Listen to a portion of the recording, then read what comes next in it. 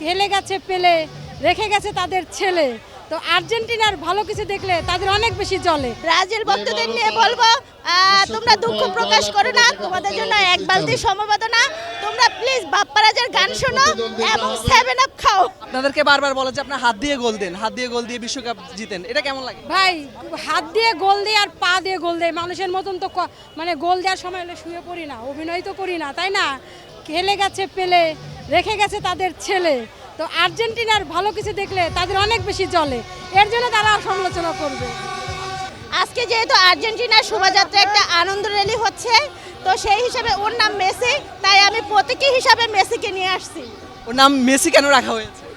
আমি মেসির diehard fan, তো সেই হিসেবে ওকে আমি খুব ভালোবাসি, ওর নাম মেসি রাখা। এছাড়াও ও খুব ভালো ফুটবল খেলে। জার্সি ওর গায়ে দেখছি, জার্সি কিভাবে বানালে? আমরা যারা পেট লাভার আমাদের কথা চিন্তা করে, তো এই পেট শপগুলো এই জার্সি ইয়ে করছে, অনলাইনে অর্ডার করে আনা। এখানে আসার পর কেমন লাগছে?